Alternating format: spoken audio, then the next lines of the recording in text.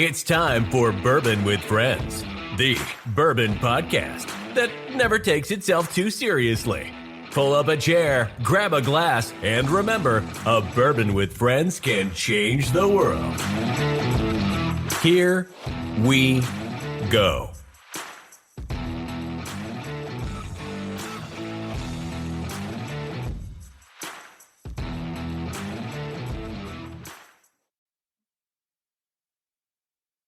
Hey everybody, welcome to Bourbon with Friends. Myself, Adrian, and Martin are excited to talk spirits from around the world and how a bourbon with friends can change the world. What's going on, Martin? What's going on, Adrian? We got an exciting show today, right? We got someone who's been on before, but I'm not going to say who. Martin, do you want to give a little context of what's going on today and see how and what and everything we're doing? All things and stuff and whatnot. So first of all, it's really good to be back with you too. Hopefully everybody enjoyed the first episode that went out today. We got some really great feedback already. I thought it was a lot of fun. It was really good to see you guys. Adrian, you look fantastic. Brian, as always. Yep. Me, my eyes are killing me. My allergies have gone nuts today. Tried everything. I tried one of those, you guys ever tried one of those neti pots? They get rid of allergy. You don't have allergy, that's why, because you're whatever. I tried allergy medication. I tried Ozempic, that stuff that celebrities take to lose weight. I'm kidding. I didn't actually do that because that'd be Ozempic? Is that how you say it? Ozempic? Yeah, Ozempic. I didn't actually do that. You fucking genius. Jesus. Imagine I take them, my allergies suck, but all my love handles just shrank away. But no, it's been crazy. But as soon as I poured this whiskey, it definitely cleared up. And what we're doing right now is drinking a little Blue Run. Now, if that isn't a tease of what we're about to do, would be really even cooler than just drinking this whiskey, though, is if we did have the co-founder and CEO of Blue Run Company and the VP of Coors Spirits Company. What do you guys think about that? I would love that. I think you're a smart ass because he's on right now. He is on right now. Hey, here I am. That's insane. What's going on, Mike? How you doing? It was set up. That was a great setup, and I was waiting in the wings. Sorry to hear about your allergy issue. Yeah, it's okay. I'll make it. You got to remember, it's the commercial is Ozempic, right? Is that really the commercial? Yeah. I didn't know that. Yeah, it's on every television station, every website, everything. But the neti pot is the key. I'm glad to see it. It worked a little bit, but this worked a lot better. So yeah. So I was going to say, are you saying that Blue Run is medicinal? Yeah. I mean, I wasn't going to say it, but you can definitely. I think it worked. I think it worked fantastic. I might keep drinking it even. Yeah. Just don't stop. No, I won't. I mean, there's a limit to everybody. I don't want to die on the fucking podcast, Mike. But get a lot of views. Be a hell of a run. Two episodes. What a great run for Bourbon with Friends, new host. Second one dies in a day. Yeah.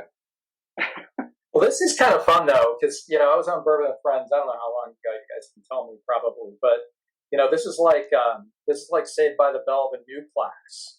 It's like Oh, and a lot of it. I like the reference. Yeah, really stepping up. It's like the 2.0 version. Mm-hmm.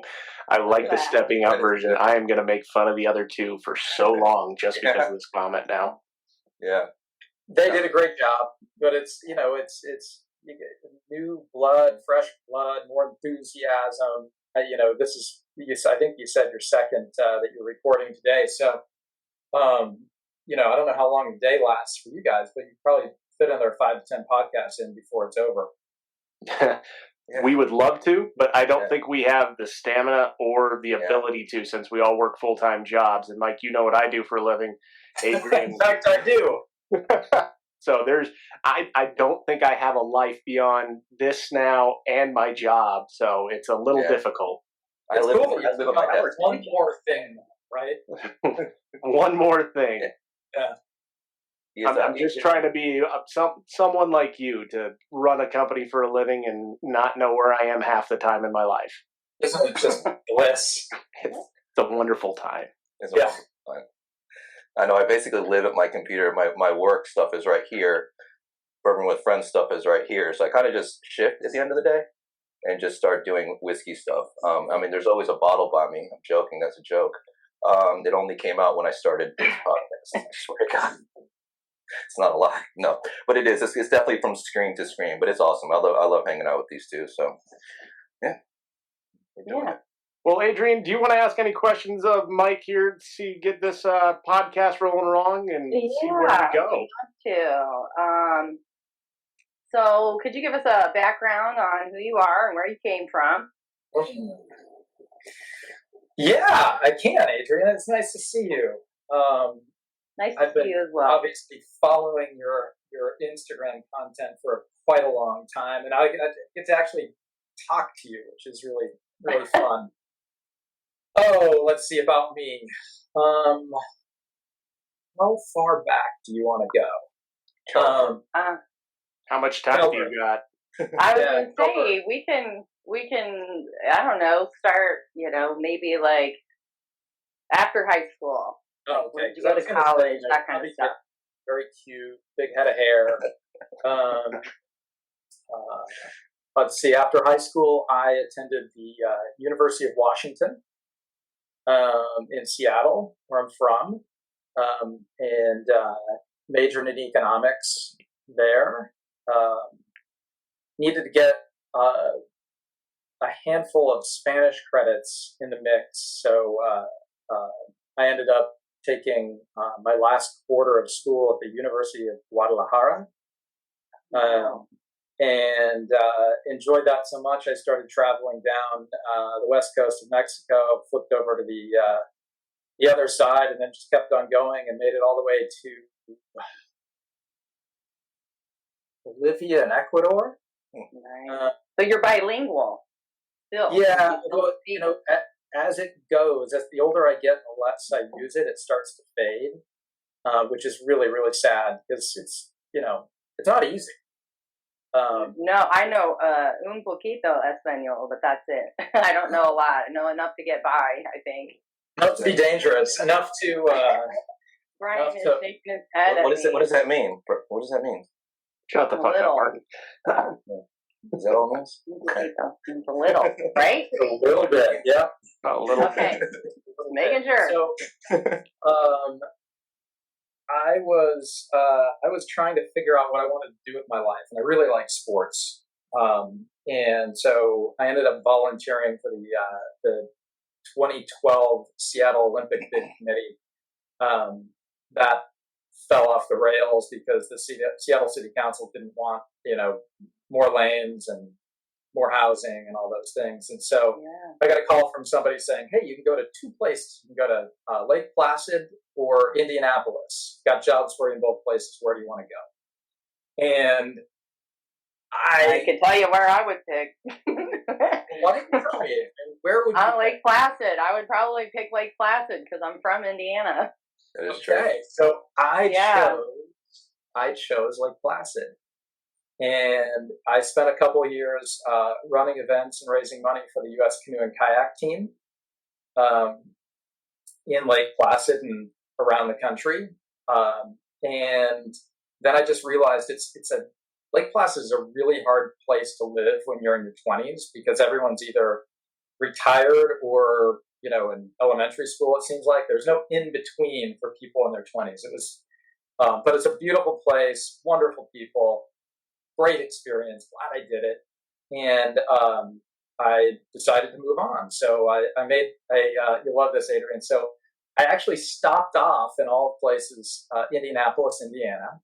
And I lived there 3 months working for another Olympic team. And then I just realized I couldn't do it. And it all kind of came together for me when I was walking near where the Pacers play. I don't remember the street names. And it was snowing. And this UPS driver walks past me carrying like boxes that were, well above his head. And he stopped like in his tracks, turned to me and said, "How are you? I hope you're having a good day." And I thought, why on earth? It's like 20 degrees outside. how can people be that nice? Welcome to Indiana. Yeah. The amateur Indiana sports capital of the world. A wonderful place, nice people, great sports, decent food. But, you know, I'm kind of coastal, and that was a bit hard for me. So I moved to San Francisco, where I had a bunch of friends who had, after college, who had relocated there. This is pre-bubble, you know, so it's web van times, and, you know, anybody with an idea gets it funded. And I kind of fell into politics, which is fascinating because that's not really where I thought I'd end up, right? I'm into sports. I graduated an econ degree, and I'm in politics. So I was hired to be the governor of California's #3 Northern California fundraiser. Oh, So wow. I had a boss, and that person had a boss. And within about 3 months, both of those people had been let go, and all of a sudden I was running Northern California for governor. So how old were you at that time, if you don't mind me asking? That's a really good question. I was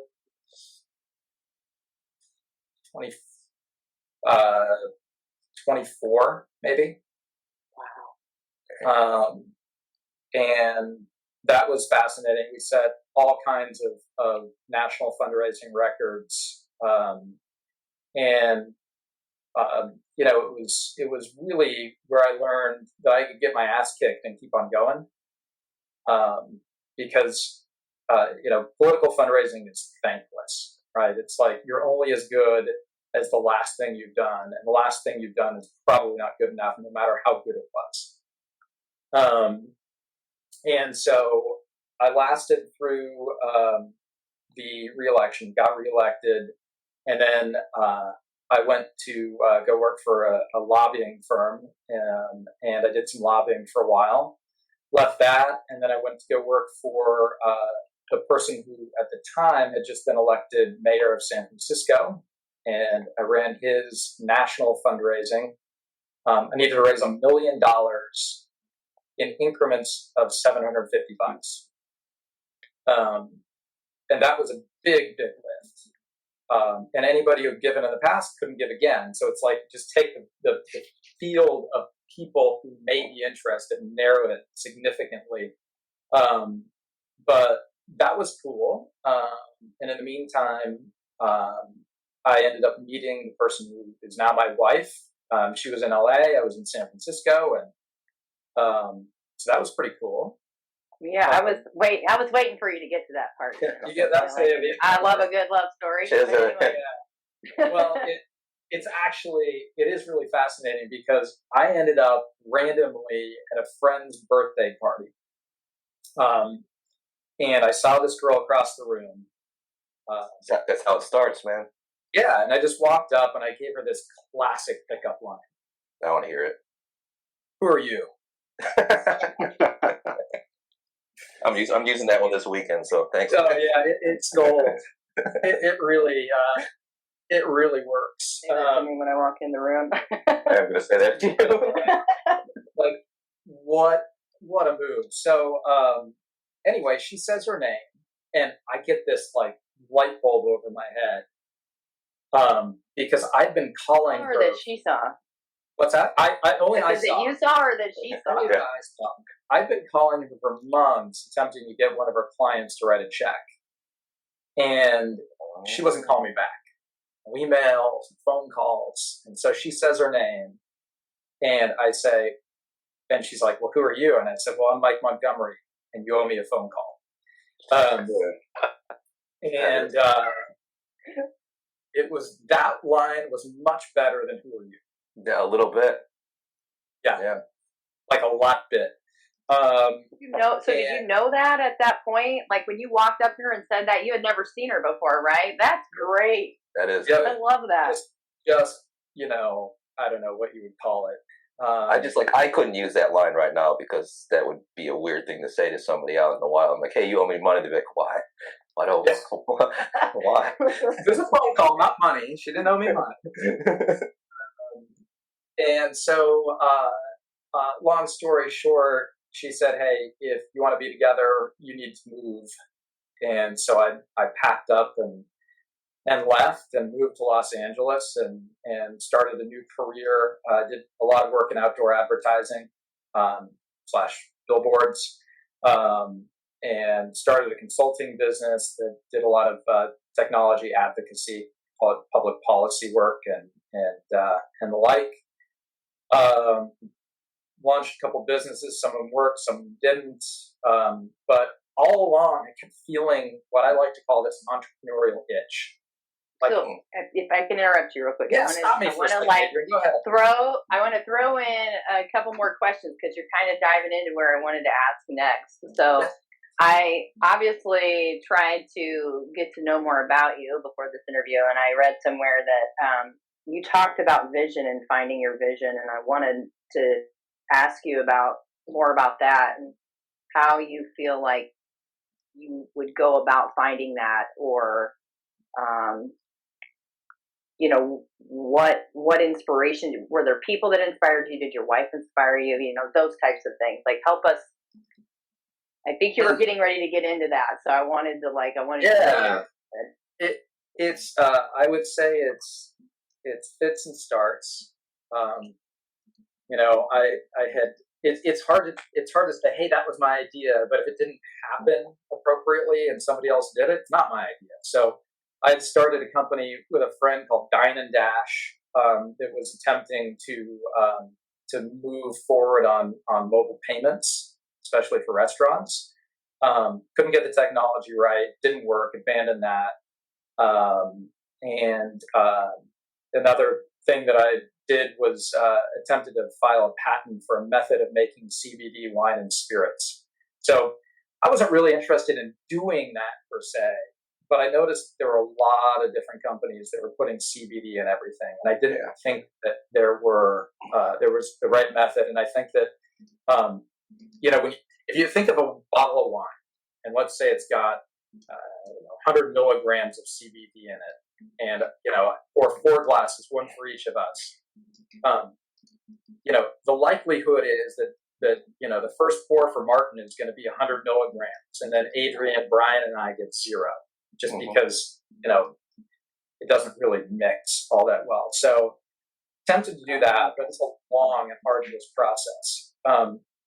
In the meantime, I had begun working on this bourbon idea, and what I find is that when you're working on a lot of different ideas, and I'm kind of crazy like that. Like, I'm the type of person who reads multiple books at the same time. If you give me one book, I don't want to do it. You got me. I do that too.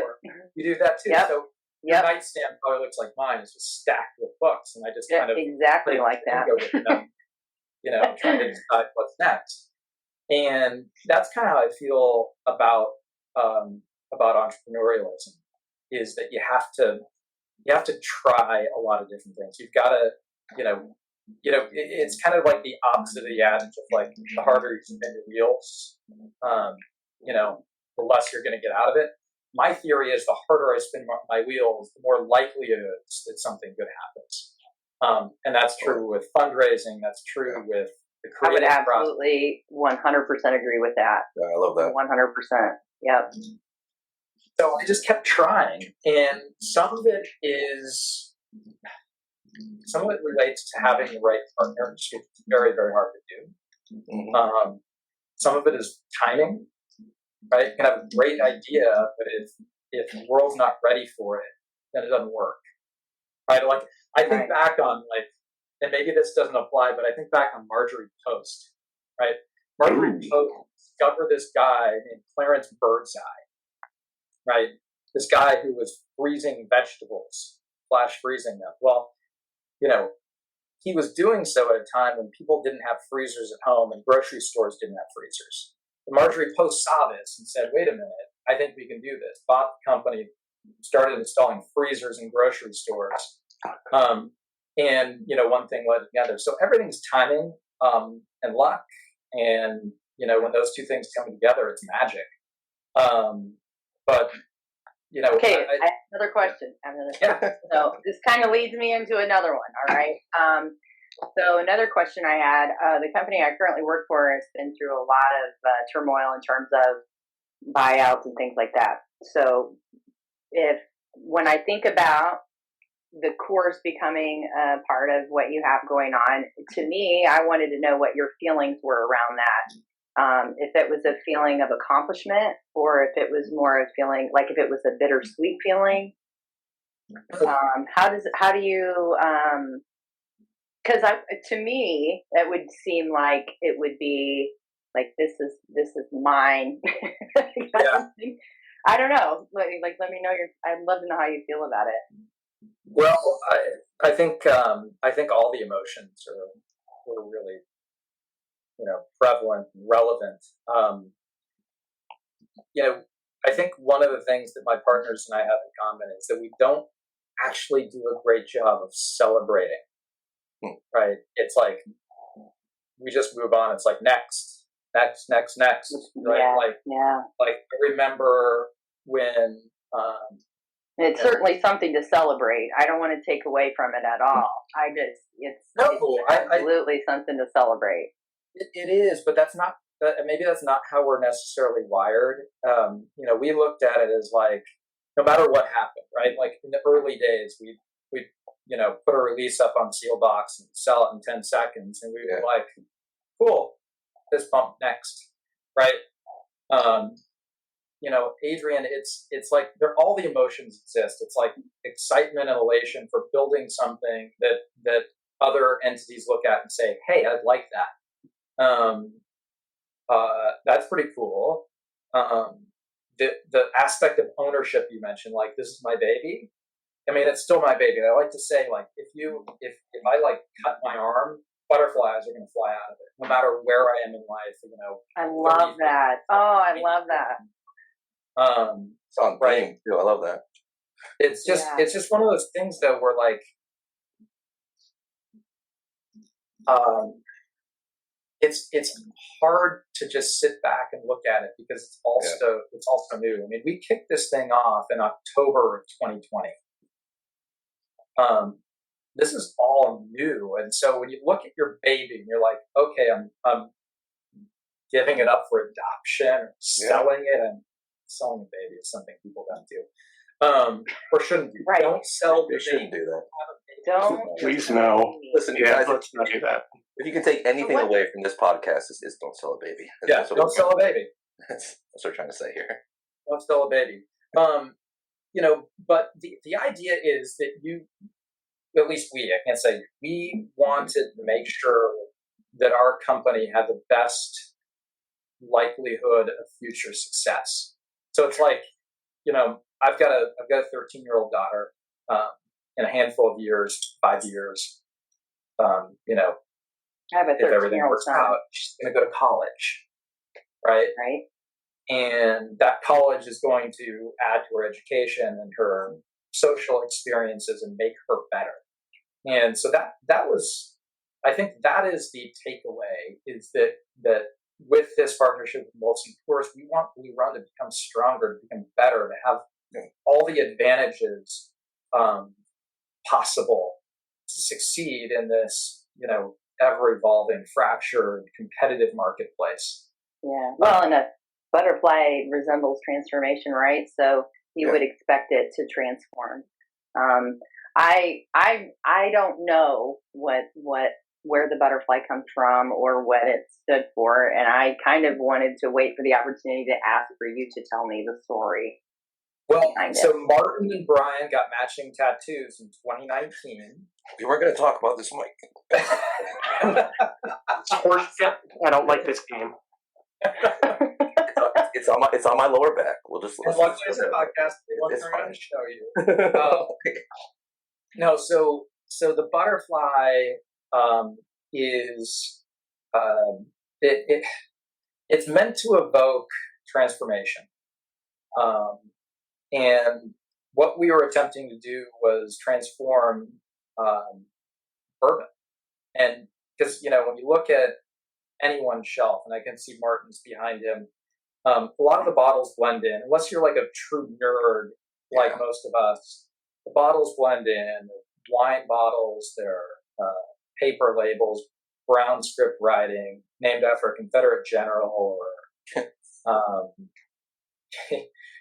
called old this or ancient that. And so we really wanted to do something new. And so we thought that the idea of a butterfly and the idea of transformation is what we were trying to do. So we're trying to expand the universe of bourbon drinkers, trying to open it up to people who aren't the stereotypical bourbon drinker, what I'll call the old rich white guy.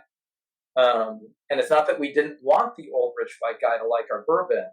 We just felt that, when we looked around at our peer groups, there were more women drinking bourbon, more people of color drinking bourbon. And we thought that there was this opportunity to provide something to people that would jump off the shelf, that they could be excited about. So this butterfly was it. It needed to kind of send the message, this is a new era. And so that's what we're attempting to do.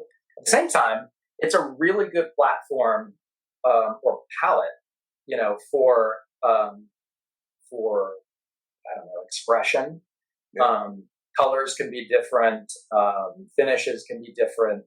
Any chance we could take to get that bottle to pop off the shelf when it's next to the competition was really what we're aiming for. But it was.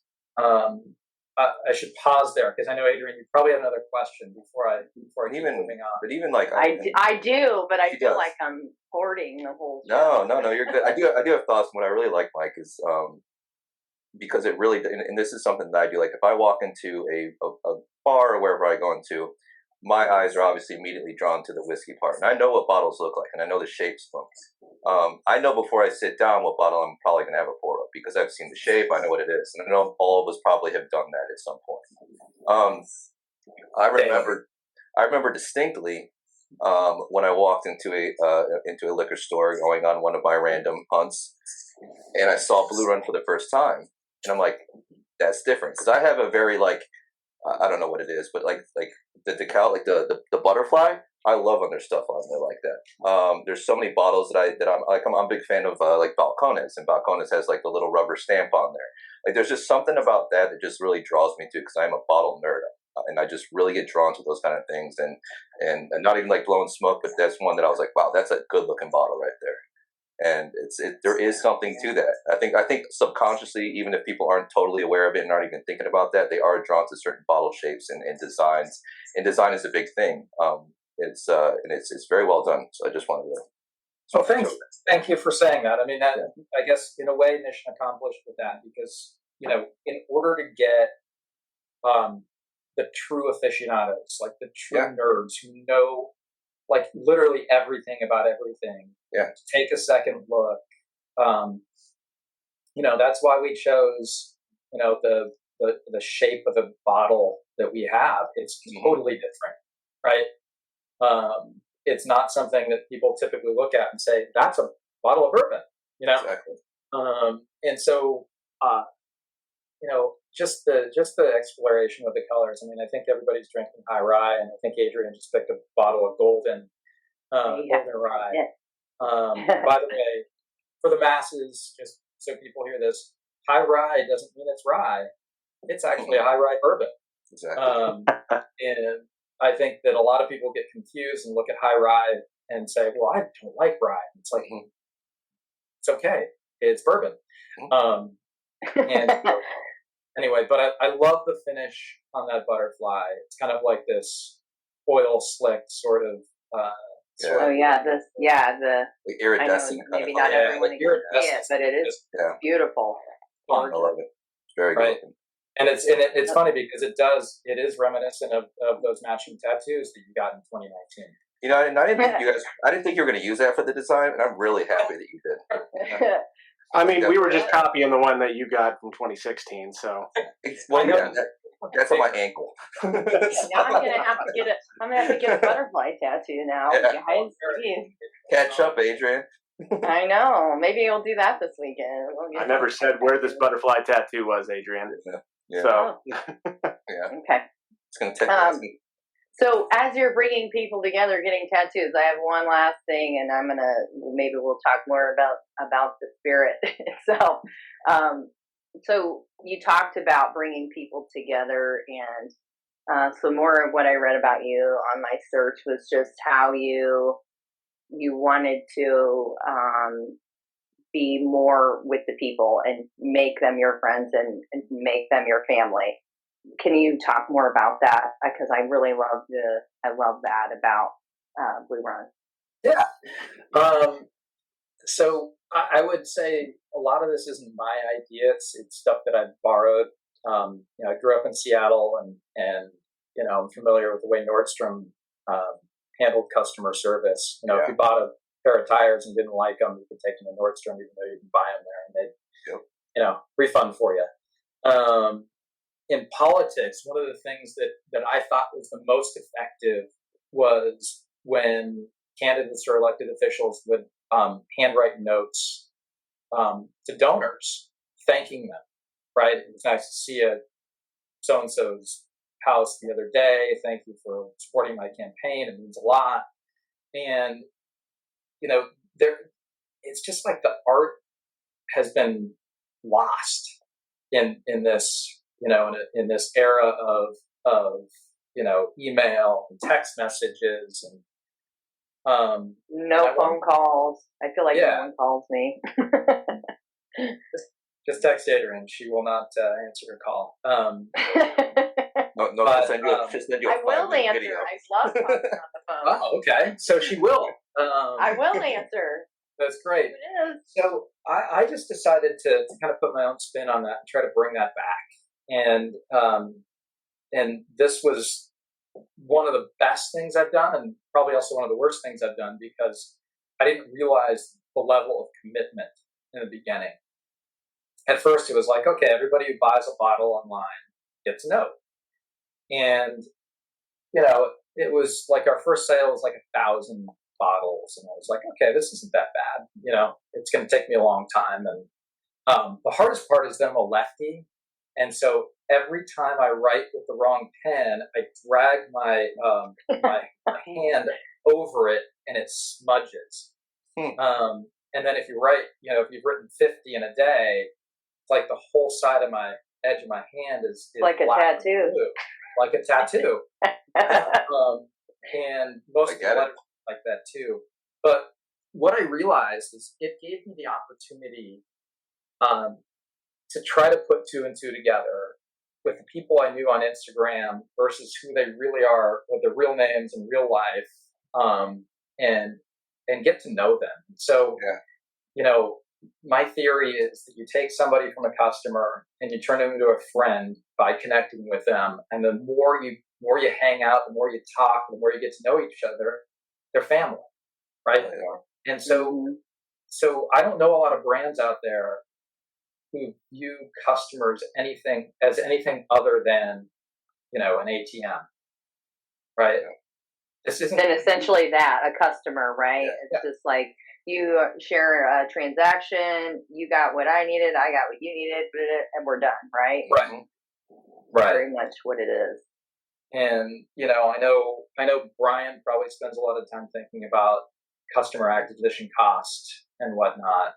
But really what we're trying to do with a brand like this is to create lifetime value, right? How do you get people excited enough about what you're doing and who you are and how you operate, how you treat people to come back, right? And as Jim Rutledge told me, like in our first meeting, which was like Michael Jordan walked into the room, it was incredible. And he said, so you've got a really sexy looking bottle, and that'll get people to buy the first bottle. It's what's inside that gets people coming back. So I figured if we could pair great liquid with this personal touch and as you say, Adrian, in a non-transactional way, we might have something. And so that was really the goal. For the first 2 years or so, I was the only one responding on Instagram. It was like a crash course or a headfirst dive into all these interactions and relationships that really help build the brand. Yeah, it's very organic. It's a very feel good type of thing, and a lot of people love that because we we don't have the corner store anymore, where you had that relationship where you would go and get the things that you needed every week. You just don't have that anymore. Yeah. So. And I guess, Mike, a question that's kind of off of that, this is not something that was kind of thought about before this, but I guess from your perspective, and seeing, like, even like I said, we talked about it right before we jumped on. I've got a Straight Lines Bourbon shirt. This has been a community that's been built up around this love of a mutual thing, right? When did you sort of realize like how tight knit this whole entire thing was, and like how does that affect like when you think about the spirits you do? I think it was the day that my Straight Lines and Bourbon package showed up. Yeah. Shout out, Derek. Yeah. I think it's been evolving. I mean, I as a bourbon drinker, I realized it was close knit, but I don't think that I fully embraced the community. I drank bourbon, but I wasn't like, getting butterfly tattoos like these two guys. Well, you got to commit, man. You know what I mean? My kids don't get a butterfly tattoo. That's hilarious. Right next to my smiley face tattoo. Yeah. Just on the other side. It's on the inside. It's a separation between a line. There's a division line between it. So, I think over time I just realized it to the point that people, would send me a Straight Lines and Bourbon shirt or, their own personal brand hat. Yeah. Or just reach out and say, hey, how are you? People started to care more, I think, about me and vice versa than about the product that connected us. But the beautiful thing about the whiskey community that I don't think exists anywhere else is that I mean, this pains me to say this, but I think if we took whiskey out of the equation, we'd all be great friends. 100%. Right? Because it is such a strong force in unifying us and bringing us together across political divides, across sporting differences, across hair color or lack of. I feel that. Really, really does get us together. And if you look at any other spirit sector, are there massive vodka groups? I have no idea.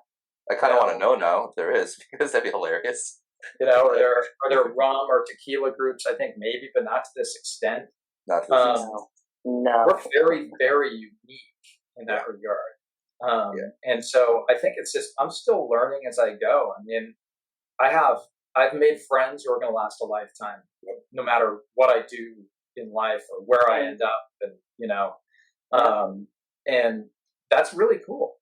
You just can't replicate something like this. No, literally like the exact words too. You can't. And obviously, three of them are in this room right now of what it is. I think it's an amazing thing. And I guess off of that, because you're kind of looking at it what it is right now, right? Like we're looking at where it's all come to and where it's going to go. Definitely, it's only going to get better. We'll only become better friends. We're only going to add more people in that have kind of shaped this entire community. They'll bring different perspectives, whether that is a whiskey perspective or just, hey, it's a new friend that wants to hang out and learn about whiskey. What is the earliest whiskey memory or experience that you ever had? That's a great question. So I've been desperately trying to find this photo that was taken of me on Christmas Day. I was probably maybe 12 years old, and my aunt was drinking something that looked really good and smelled good. And so I asked if I could have a sip, and she said, sure. This is back in the day when sure, you've got to have a camera and it's got to be set up, got to wind it to make sure the film is in the right place and everything. But there's this picture of me with a glass to my lips, making this face like I've just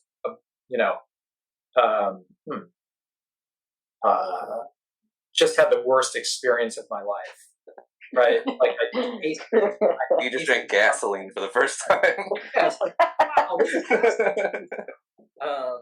I have so many more questions, Martin. That's like gasoline. And that's really what it was. I mean, I can see this picture. I just can't find it. I hope I can find it and post it at some point in time. It took me a while to recover from that. And it wasn't until college that I discovered Beam White Label. Okay. And that was really kind of like that was the door opener for me. With a lot, I don't know about you guys, but I can't really handle White Label neat or even on the rocks. I've got to put a Coke in it. Yeah. And I did that successfully for 4 years. And then after college, a good friend of mine, shout out to Fritz. Fritz exposed me to. That's disgusting. Oh, sorry, never mind. Better whiskey. He exposed himself. He exposed me to better. Thank God. So,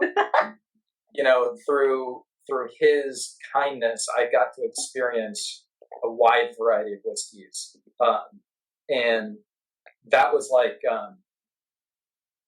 it was like the Huxley line. It's like opening the doors of perception, and I was in. I was hooked. Yeah. And that was pretty special. So I've come a long way from that gas face sort of first interaction and Beam and Cokes to where we are today. It is, and it's funny. We're gonna have to trade because I've been looking for a photo of myself. I was about 7 years old, maybe 6 or 7, somewhere in there. And my parents are from Scotland, and my dad's go-to is Glenfiddich 12. It's been his. I've got him on a lot better. Not to say that's not good whiskey. It's good whiskey. It's just like I got him into other newer things. And there is a picture of me cleaning up on Christmas morning. Apparently, I just wanted to clean up all the wrapping paper and put it all away for some reason. Who knows why? And there's a picture of me literally holding an old like the old label bottles of Glenfiddich 12. And my dad had the picture, and he sent it to me not long ago, but I lost it. So I'm going to have to find that when I have to see that one that you have too. So, because that would be, memory lane is what that would be. Memory lane. It's weird that both of you know someone who was an investigator for a very long time that's really good at finding stuff. So this is Polaroid. It's out there. Oh, I can. There's ways. There's ways. Yeah. Just ignore all the other ones. Is what I'm going to say. I have a funny story like that too, now that I think about it. So I was probably 6 years old. I'm in the front yard at my house. I'm in the front yard at my house. There's a snowman, and he's twice my size. And the snowman, he still is. Yes, that's true. I'm very short, for those who don't know. My snowman was holding a beer can. So maybe not exactly the same, but can I join you on that? So absolutely. So when I was learning how to walk, I really liked beer as a kid, like a child. Oh, that's great. Toddler, in fact. And so my mom would hold me up on one side, and my dad would be about 10 feet over from me on the other side. And he'd have a little like sippy cup of beer, like it's just a splash. And if I walked over to him, I would get to drink it. My parents are great parents. I think they were. You had to preface that, guys. Mike, I can't say anything. My dad just told me a story today. He's up here at my house currently, up in Vale. He told me that I used to take nippets of scotch, Dewar's scotch. It would be from White Label all the way up to 50 or 60-year-old Dewar's that he would just put in my gums to make me stop crying. And every time I put it in there, he would see me smile because I think he was just trying to get me drunk. He still does it, actually. He still does. I mean, he did it an hour. He did it right before this podcast, to be honest with you.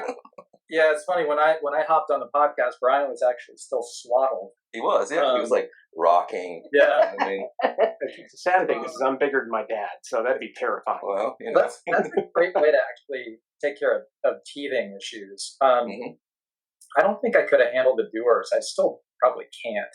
Well, that's racist. Jeez, dude. It's all right.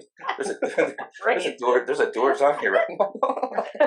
Not a legacy or anything. Mike, jeez. That's awesome. I didn't know. I'm so sorry. Well, to try to bring this conversation back a little bit, no, I'm just joking. We're off the rails, but that's where it gets fun. That is where it gets It was fun. I like getting off the rails. Listen, so just because I've been sitting with this for a little bit now, and I have a whole bunch of notes that I wrote down earlier when I've been going through this. I had a healthy couple pours this over the weekend. So with this high rye bourbon, and it won double gold, right? Won double gold, I think, a few times. Yeah. So, number one, how does that feel? Three times. Like 3 times. Like that's research is good. Yeah. How did? Thanks, Brian. So, like, number one, how does that feel? And like, really tell us a little bit more about maybe like the concept behind the high rye bourbon, because you mentioned earlier, like people that might think like, oh, this is a rye, but it's not. It's a high rye bourbon. So if you, elaborate. Yeah. So the mash bill is 653005, which Adrian has in her notes. I have it. You heard the flipping of the paper. Is what you heard. That shows my age, doesn't it? And what you're drinking is Jim Rutledge distillate. He produced these at Castle and Key. He is incredible. I don't think there's, can fire off all the superlatives, and it's just Jim Rutledge is the man. And so, all my co-founders were big Four Roses fans. They favor a high rye mash bill, and so we were looking for that. And Jim has this ability it's like an onion, you just keep peeling it, you get different like layers. But with Jim, you get layers of flavor. And so, I remember tasting this distillate for the first time at around 3 years old,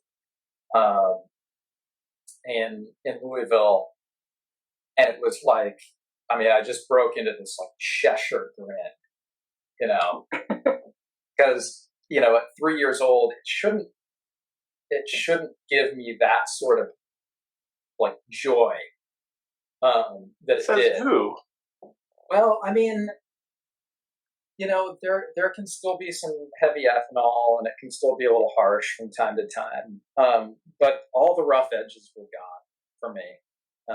It still had like the peppery burst to it that I get at least on the front palate. It had a great finish. And we wanted to find a way to go high rye, but to have our own spin on it, different mash bill, different like kind of, I don't know. For me, it's a little bit of a choose your own adventure with this, because I taste something new each time I drink it. Yeah. It's probably based on what I eat, or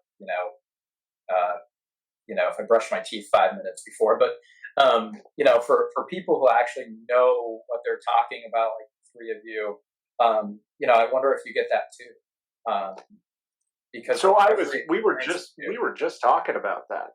I did a whole rundown of the high rye recently, and I have notes on a couple of the others I have currently. The Golden Bourbon Thief sent me their barrel pick.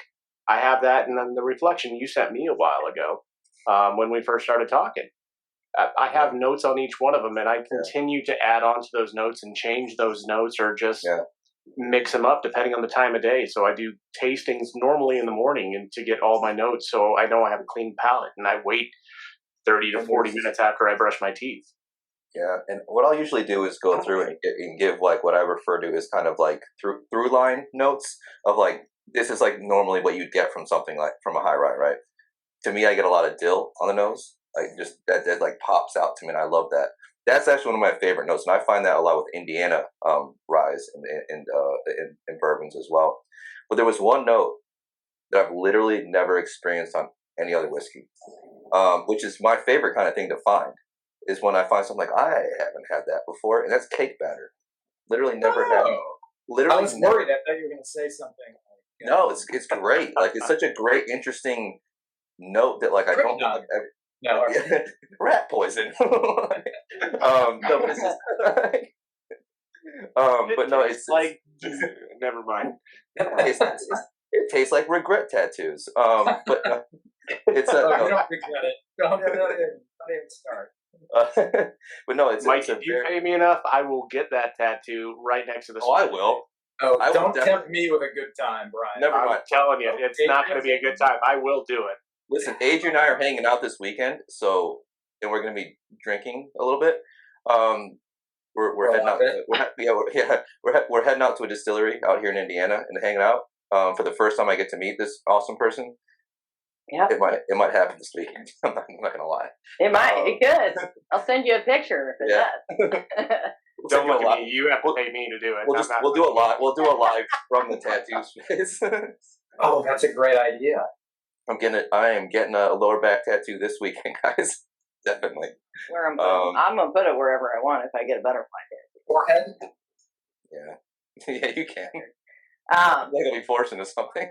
While we're talking about notes, I wanted to ask the question of how you feel like someone could develop the nose, how you could develop your tasting notes, your sensory notes, to be able to give those types of descriptions. Do you have any advice? Because I'm not as good at it as these two gentlemen are. Oh, you probably are. You just don't give yourself enough credit. That's probably true too. No, I still want to know what you think. Yeah, I think that I think some of it is repetition. Like, how much are you testing yourself? And you know, I learned a long time ago from my buddy Trey Wade that I should just start like blind nosing the spices in my spice rack. Yep. Which, you know, I'm still not good at. Yeah.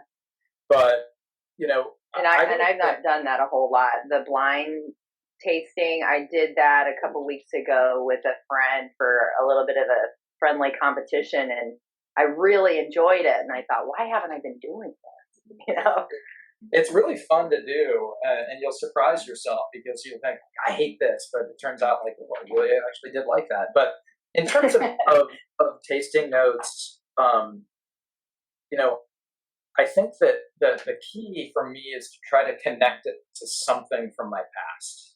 You know, whether it was grandma's cookies or, you know, something happening at Thanksgiving, or Brian, you got something to say. Go ahead, jump in if you want. No, I'm trying to be as quiet as possible. My microphone picks up every single ambient noise on earth because I paid too much for this shit, and now I can't figure out how to turn it down. Yeah. You know, skiing down a ski slope, making a snowman with your friends. You know, what does it smell like? You know, when summer is fading. What's it smell like when the sun is coming up or going down in a specific part of the world? Like, if I can just tie it to something, and I think you'll probably notice that from a lot of the tasting notes, especially with the flight series. You know, they're connected to experiences. Yeah. And I noticed your tasting notes online for the high rye, obviously, because I was looking at it. And one of them, the nose says brown sugar and nuttiness and start to shine on the palate. So that I was drawn to that for obvious reasons. But, you know, when you talk about connecting it to something in your past, that would be easier for me to do than trying to pick a specific scent or taste. Yeah, mascarpone, or like, you know, the like, you know, I don't know, a sort of spice that's only prevalent in, you know, in Micronesia or something like that, right? I find that if I make it meaningful to me, I can come up with a parallel, and so that's kind of where I go. But you know, I'm also someone who doesn't really follow the 150-year-old playbook. I like to like scribble outside the lines a little bit, and you know, any chance to reinvent how things are done is kind of fun for me. right? Like also like to think in terms of brightness or darkness, and that can extend to your fruits, but it doesn't have to be a fruity sort of thing or a chocolatey sort of thing, wood sort of thing. But it can. What does freshly cut wood smell like? Yeah. Depends on the time of day. Right. And I think for having a mash bill that you said is 5% malted barley. Yeah. That nutmeg and like the normal nutmeg I get from barley, because I'm a big single malt Scotch drinker. Brian obviously is too. There's so much of that nutmeg coming through. Like right now, like I took a sip about 5 minutes ago, and now I'm feeling it on that back palate a little bit more. There's also like clove, and like you were absolutely 100% right. Like if you want to really know baking spices, just go through a spice cabinet and like nose them, put them on your tongue, feel it out, and you will be able to pick those up. And it's a very weird sensation when you actually get it. You're like, okay. But I'm definitely getting a lot of those. Even for only 5% malted barley, I'm getting a lot of that through this. It's light, and obviously the rye notes are taking over a little bit. But that malted barley is coming through right now, like that I've let it sit for half a second. And I love that, to me, personally. Tobacco, a little bit. Just a little bit. A little bit. It's faint, but like it is coming right now. But yeah, no, I think it's fantastic. Well, one other thing I'll say is I like to leave an empty glass on the table and come back to it the next morning, because it's almost like it condenses the compounds in a way that just like present themselves in a way that they hadn't before. Yeah, the complexity that you're actually trying to get out of that is so big. So I did do that, and that's what I came back to yesterday as I smelled it the next morning and tried to get those notes out of it. I got so much more out of it, and I couldn't even say what it was when I was actually trying to write it down. I said happiness. Ooh. So I love that. That's beautiful. That's literally what I wrote down when I did the nose. I said just happiness. It brought me to an attribute of my life that I could remember that I was, I just got out of the military. I was able to see my family again. I got my first law enforcement job. I was able to help people out, and that's all I remember is happiness. But that's incredible, right? Like that's what we're all like. Yeah, why we do this, right? Yeah. It's tied to we're memory. Not doing this to like the drudgery of it all. We're doing this to be happy, right? We interact to make ourselves happy. We buy a lot of whiskey to make ourselves happy. We're friends to make ourselves happy. I think that is probably one of the coolest tasting notes that I've heard my entire life. Very great. Yeah.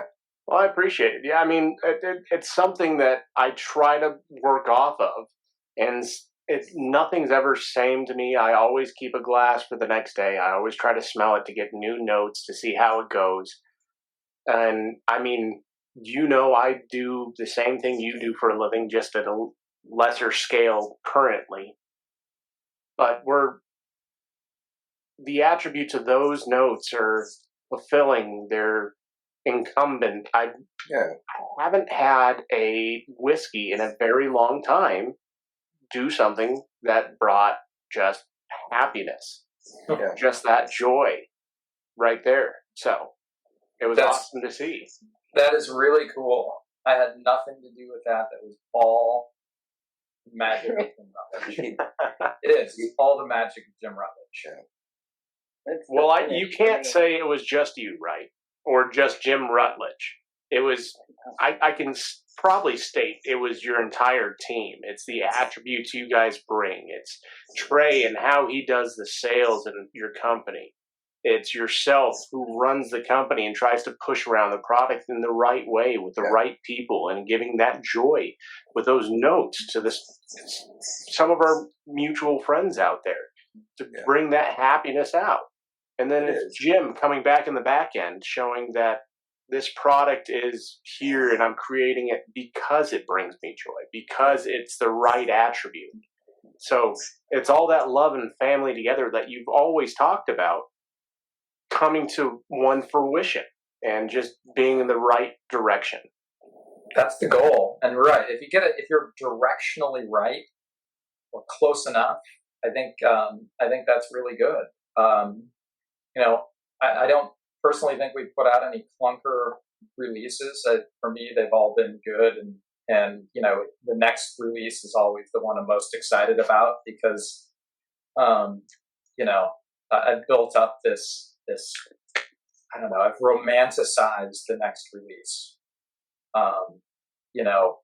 and how excited I am always for people to experience it and maybe find some of that happiness and tell me about it. And also tell me about it if they don't like it, which is also perfectly fine, right? I mean, not everything is for everyone. And there are things that we needed to continue to do to improve. Maybe I'll point out, I love our Emerald Rye. I think it's amazing. But I've heard from a lot of people, hey, batch 2 is incredible. Well, the proof point's a little bit different, and it's become even much more approachable for people. People can really like something, and then we can change it, tweak it just a little bit, and people really, really like it, right? It just amps up that level of enjoyment. And I like to see that, right? Good, bad, fail, whatever it may be, we want to keep getting better. We want to keep pushing whiskeys out to people that make them happy, that challenge them, right? Because not every whiskey is just going to be like, I want to drink this on a 95-degree day under the sun. Or as I like to say, not every whiskey needs a steak knife. You gotta have kind of enough breadth in the portfolio to give everyone something.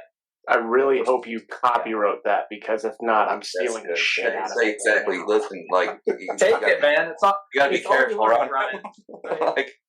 So actually, no way back. So I'm happy to share with him anytime. So absolutely. So thinking about that, I got a question. It's going to include 10th Mountain. This is one of those what if type of questions, right? So if you could only have one bottle of whiskey, not Blue Run and not 10th Mountain, you know what I mean?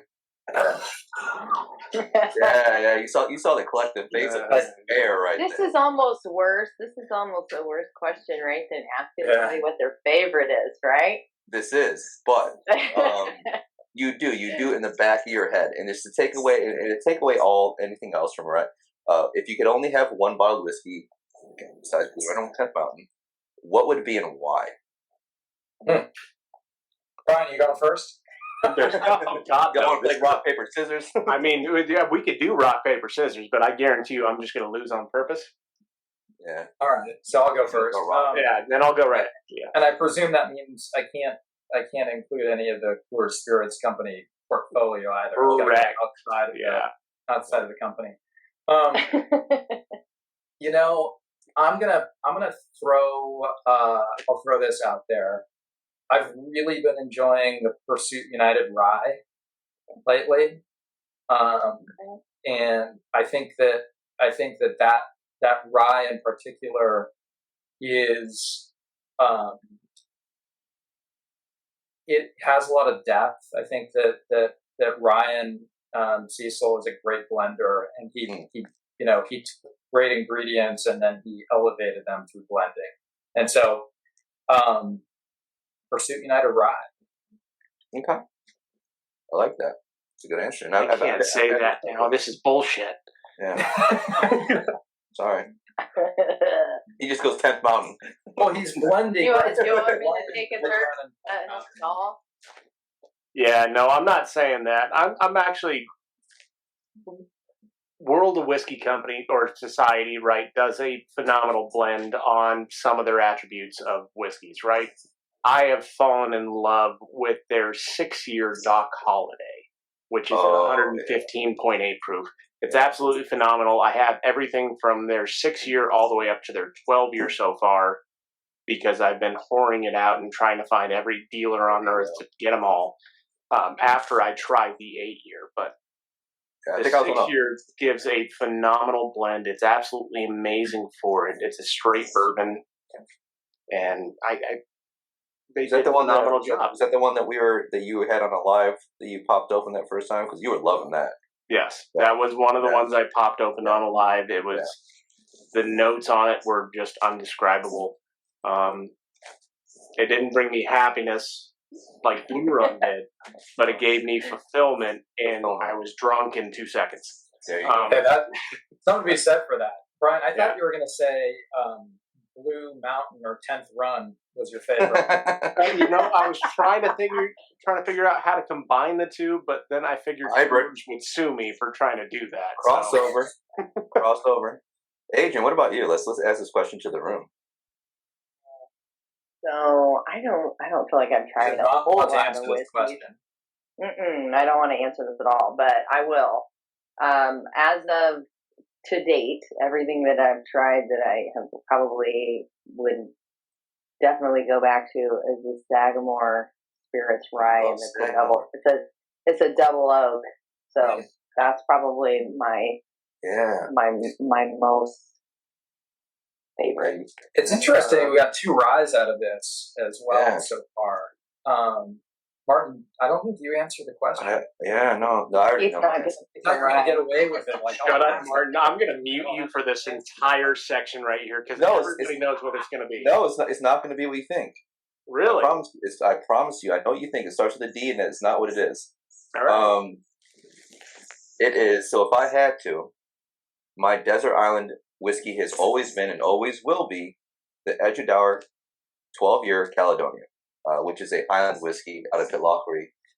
That is the whiskey that kind of changed everything for me for Scotch. And I had tried a lot of stuff before that, but that was the one that really just knocked my socks off right away. And I love that one. I will buy that one anytime I see it. I don't care if it's gone up a little bit in price. That is the one that is something that will always, always, always be on my shelf. And if you had to give me cases and cases of it, there's some weird thing where you just stick it in an IV and it goes into me on a desert island. That's what it would be, 100%. I'm not sure that's a smart idea. Someone having a medical background, it may kill you. But that's neither here nor there. If it doesn't, it'll make him stronger. Yeah. You know what it will bring me? Die happy. Happiness. That's what it'll bring me. That's a note I'll get off of it. Happiness. Oh gosh. He said that. I like to, when I find something like that I love that much, I like to say I'm just going to fill my garage with it as much as I can. Yeah. Right. There's a German rye I just did that with, so I can't say anything. I saw that one. Yeah, that was good. I bought 2 cases of it from Germany. Yeah. Oh. Yeah, I'll send you a bottle. I'm sending them a bottle as well, so I'll send you a bottle. Yeah, German, huh? Yeah, It's absolutely phenomenal. It's a little farm town German rye that absolutely killed it. And it's been almost one of my favorite ryes. It's not my favorite whiskey overall, but it is my favorite rye. Interesting. Leave it to the Germans. Who knew? So, Brian, we've been asking a lot of whiskey-centric questions. I think you maybe have some other questions for Mike. Yeah, I wrote some weird-ass questions down, Mike, and they're just cool. Are these like Will Lee style questions? Yeah. Kinda. To an extent, right? But it's more of... What's your 7 favorite Pokemon? 1 through 6. What's your favorite version of a potato? Right? Waffle fry. Yeah, they're not Will Lee questions, but they're kind of fun, right? So if you could be a squirrel for a day, if you could be a squirrel for one day, what would you do? A squirrel? A squirrel. Because, you could do anything. They're hidden creatures. I think I'd break into somebody's pantry. It's their pantry? Not into the White House, because that's the easiest thing to get into right now. Right? Through the gate. You can just climb right over the fence and just keep going. Yeah. Down the chimney. I mean, if I could be anywhere, then I'd be a squirrel in Hawaii or something like that. One of those Hawaiian squirrels, yeah. Yeah, I get it. they got good, don't they? That's horseshit. I want to do that now. It's surfing. Yeah. That's great. What a great answer that was. I just love that your first thing is I'll break into something. Well, I'm probably hungry, right? I'm living outside. I'm eating nuts. You know, right? I would go for food Just first, dash too. of cereal or something like that, right? Yeah. It's like I want Lucky Remember, Charms. you're only doing it for a day, though. Yeah. So after You revert back to human after that, yeah. So you can go anywhere, do anything for one day as a squirrel. Mhm. And squirrels don't eat for 2 to 3 days, so you can survive without eating. Guess I don't know enough about squirrels. I mean, I'm just kind of picturing one in my backyard, right? Yeah. I'm same. Yeah. Right. We didn't really ask Mike to brush up on his squirrel facts before we did this question. My bad. That's I'm my trying to answer it. I don't even know what I would do.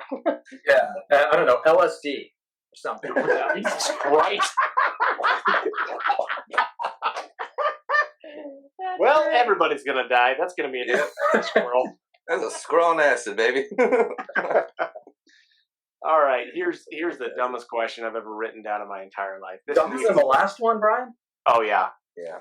This is something Will wouldn't even come up with because I'm not sure that he would even think of it. I was so tired. I wrote this question. Yeah. If the moon could poop, what would its turds look like?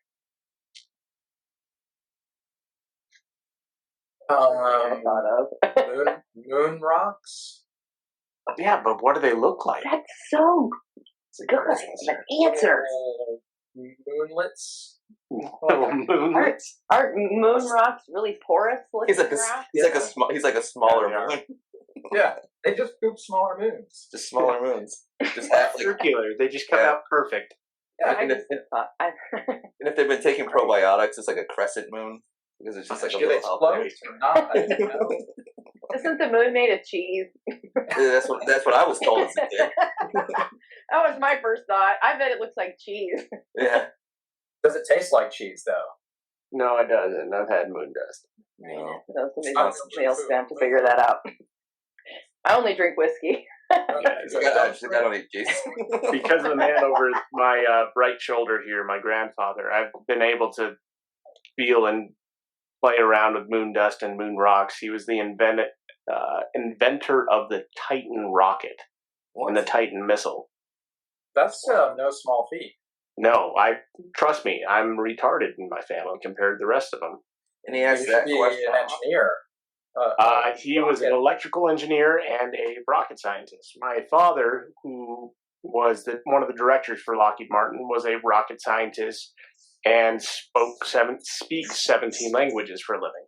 My mother was the inventor of SAP for the implementation and attribution program. So, Mike, you may know what SAP is. I do. Yeah, so she was the one who directed it and produced it and founded it in the U.S. So she wrote all the coding. So I know what cool SAP you is work too. with a whiskey company and you have a podcast. Yes. I don't think you really want to compare yourself to them because you've exceeded everything that they've done. Exactly. Not go there. You really surpass them. And when people say to you, "Are you trying to reinvent the rock?" You can be like, "Not really." Brian, I actually think the only way you can one up them is to become you can cure cancer or become a brain surgeon or something like that, or both. I was already in medical school and I failed out, so that's not happening. You're not good at it. Yeah, you just fell out of it. I was drunk 90% of the time. Let's be honest. I was just saying, there's no saying you can't try again. For that 10%, Happiness. happiness. Happiness. Happiness. I remember Happiness. Everything. So, besides the dumb questions, I do have some attributes and some questions that I actually want to get in with you. I know you're creating a distillery right now. I know you guys are in production or soon to be in production of this distillery in Kentucky. What's something you're looking for or looking forwards to have in this facility or around the facility itself to be produced?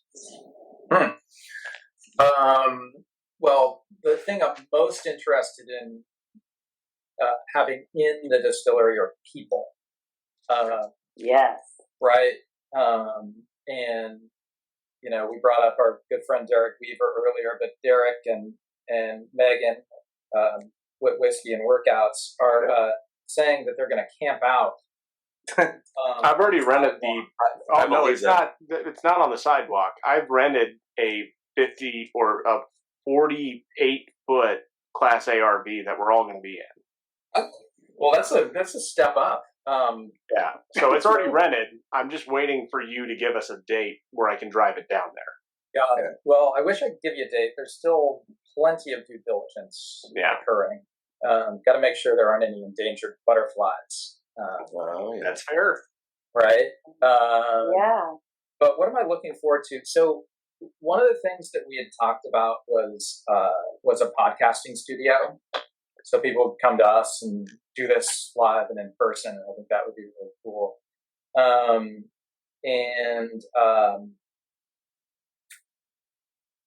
Okay. The thing I'm most looking forward to is the smell. Ooh, yeah. I can relate to that. I love walking into distilleries because they smell so It's amazing. good, right? I want to bottle it. I don't wear cologne, but if I could I don't either. splash a little distillery, a scent of distillery, and just carry that with me every day, that would be happiness. So I think the smell, and maybe to have a distillery cat. Yes. That is a phenomenal answer, and I'm kind of jealous of that. Distillery cat, definitely. Distillery cat. Distillery cat. I'm not a cat person at all, but we do have a distillery cat at 10th Mountain Whiskey. So. Isn't that great? Yeah, it really is. What's the cat's name? I think it's Roberto. I love that you think it's that, because that's the thing about cats. They're so enigmatic that you're like, I don't even really know if that's its name or not. It told us its name, and then I forgot about it. Well, no, it comes into our distillery sometimes, and then it goes right back to the river right next to our distillery. So it just goes down there, it fishes, and then it comes back up, and it goes right next to our barrels. It catches the mice for us and has a good time, and then goes right back to the river. So I called it Roberto a couple times, and it answered and came over to me. Yeah. Okay, so it's now Roberto. Yeah. I think I'd rather be Roberto than that squirrel for a day. Amen. I'm not saying you're not wrong, but I probably would do the same. So with everybody in your company, I know you have grown your company significantly since you sold it, or since Coors acquired it and you became one of the primary executives of what's currently happening with that company. Who or what individual or individuals, because I'm not going to say one person's better than another person right in your company. What individuals would you say give the best prospect or have helped out the most that you can see in your company to build it to where it is today? Wow. To name one? Can I name a few? Yeah, no, absolutely. That's why I said a few people. That's why I'm not counting out anybody. Yeah, I mean, like we've already talked about Jim Rutledge. Yeah. Incredible human being. Incredible at what he does. Just, I don't know if there's a kinder person on the planet than Jim Rutledge. Take the whiskey out of it, and he's amazing. Trey Wade, we talked about earlier. Trey, phenomenal individual, head of our consumer experience, does the Chosen program, which is our private barrel program. He is so personal. You guys have to have him on. He knows so much about the industry. He's got so much enthusiasm. It's just like it's bubbling over. Trey is a current and future superstar. And I feel the same about Shaylin Gammon. Shaylin is our whiskey director. She's the one who blended Trifecta, which if you haven't had the Trifecta, phenomenal. Yeah. And it's just won a couple new double golds. It won a platinum in the TAG Awards, and it's up for the whiskey of the year in the 6th 10-year blends for San Francisco. Wow. Didn't you guys put in for the Ascot Awards with that one as well? Yeah, I think it got just platinum or double platinum. I think it won double plat. With in the Ascot Awards, like yesterday or today or whenever. Yeah, it was a couple days ago. And so Shaylin's great. I mean, Shaylin is she is super talented. She does most of her blending through the nose. Really? Yeah. She was the one who picked out the barrels and blended Russell's 13 when Minnick made it his whiskey of the year. And she did that while pregnant, so she wasn't even tasting. Crazy. It was all nose. She's incredibly talented. And then, we've just got a great team, top to bottom, a really good sales team, and an operations team that doesn't miss a beat. And Brian, you know how tough that is with supply chain and logistics, and it's a wonderful time. It's a wonderful time. It's a wonderful time for some people. And yes. If I were a squirrel, I would not choose to go into operations for a day. I would choose to get out of operations that I am now. So yes. Yeah. So I think that probably answers it. We've got some really talented individuals, and the list is long. I could name literally everybody in the company who brings something special to the table and helps us be who we are. Well, I mean, that's absolutely phenomenal. You talking about your entire company, a few select individuals, but also spreading the good word that it doesn't matter who you are in the company, that you are providing a phenomenal service. You are spreading the good word with Blue Run Spirits on Coors and Coors Spirits itself, trying to push that product in the best way possible to give a positive attribute. And that, again, happiness. Spread out everywhere that you can. It's really been the theme of tonight, to be honest with you. I like that because I don't think I know a single person who doesn't need more happiness in their life. 100%. Right? No matter how happy you are, you can always be happier. Yeah. Yes. I would absolutely so what that agree. means is drink more bourbon and hang out with cooler people. Yeah. And the other thing that happens from it is it cures your allergies. That brings it all the way back to the beginning.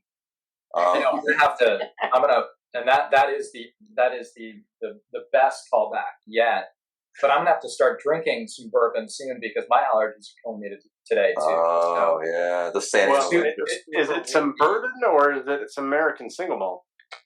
Oh well, actually.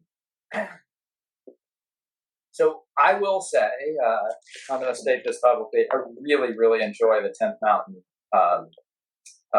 single malt quite a bit, and so Brian, I might turn to that. Well, you have a new bottle coming out to you. I think tomorrow or the next day. I just need to go grab it really quick, and then you're getting that one From Deutschland. Yeah, from that place. So there's two more questions. I'm not going to ask any more, and I think we're going to be done after this. With the industries and everything that you do with the industries and involved with, how do you spread that joy? How do you get involvement with these other companies and do this collaboration together like you have been doing? What's the biggest attribute of that, or how what's going on? Knowing you. Just knowing you. I don't know if it's any different from talking about turning consumers into family. It's just getting to know people and making relationships. And what I've found is that it's really refreshing coming to the whiskey community from politics, because in politics, everyone's got sharp elbows. You're afraid you're going to get shivved in the middle of the night.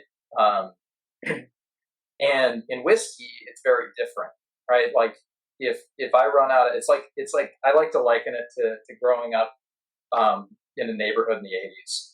And if you're making a pie and you run out of butter or eggs or sugar, you just go to your neighbor's house. You knock on the door and they give you what you need, and vice versa. And it's a community.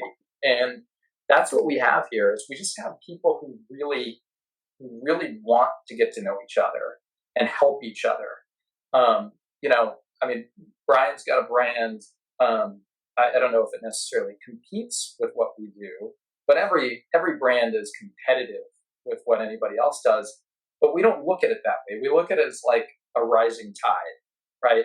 If Brian's doing well, it's going to help us, and vice versa. Exactly. 100%. Yeah, it's really, really cool. I mean, the first person who helped me recognize that was Corky Taylor from Peerless. Oh, that's amazing. Corky's amazing. Corky is amazing. Again, like Jim, one of the most wonderful people I've ever met. Probably the best storyteller I've ever met. But from day one, I'm some kid who had nothing to do with the industry, and he was willing to take me in under his wing and teach me, right? Tell me certain things I needed to know, certain things I needed to watch out for. And by and large, that's what I found across the board in this industry, is people are welcoming, they're kind, they're nice.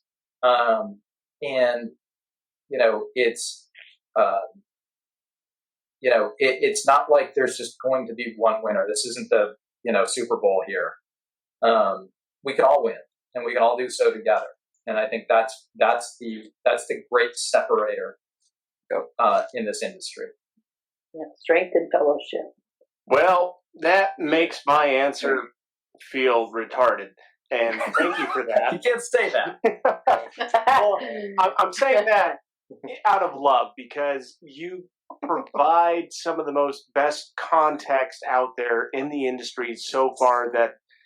And you and I both have done interviews for both of our companies, and then sometimes for ourselves, talking about the industry, talking about who we are and what's going on with our companies. But we want to make sure that people know that it doesn't matter what company you come from. We're all here to support each other. And I think you brought that to one of the best attributes that I've heard so far in the hundreds of interviews that I've done in probably 5 years. So thank you for that. And that was absolutely amazing. I'm not sure if I really want to ask another question after that one.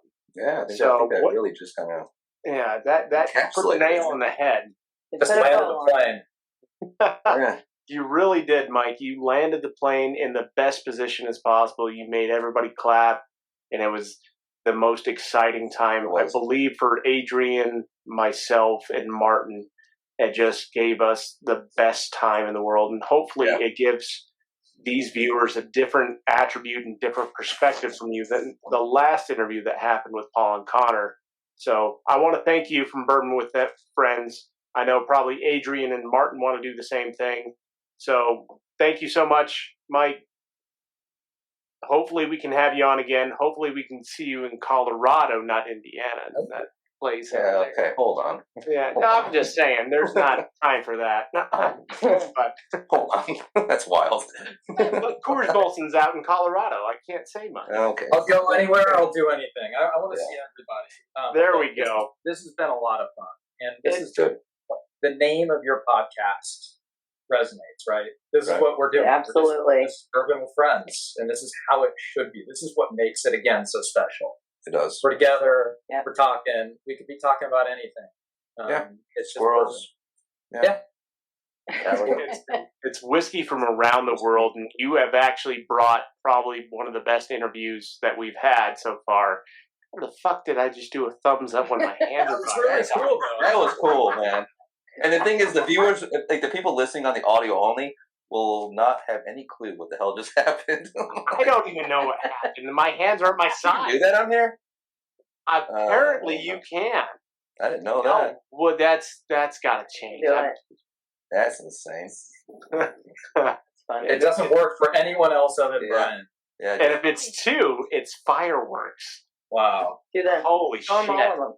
I'm not doing this anymore. Just stay in one spot. Don't move. That's really a great way to punctuate this. It really was, yeah. It really is. So podcast. I'm going to say that, Mike, we really appreciate it. Definitely. I'm excited Thank you to so much. see you, hopefully here in the near future in Colorado, either at Coors or up at 10th Mountain, or if I even fly out to California, which I will here shortly. So we'll talk about that offline. But I know Adrian, Martin, myself are unapologetically excited to have you on here, and it has been an honor. You brought more joy, and again, I'm going to say this one last Say time, it one more time, say it. happiness There you go. than it's ever had in Bourbon with Friends history. So thank you, and we look to see you again. And everybody, remember, a Bourbon with Friends can change the world. Thank you. Thank you, everybody. That's it for this episode of Bourbon with Friends. Be sure to subscribe so you don't miss a single episode. While you're at it, leave us a review to make it easier for others to find the show. You can also check us out on Instagram at BWF Podcast. Thanks for listening.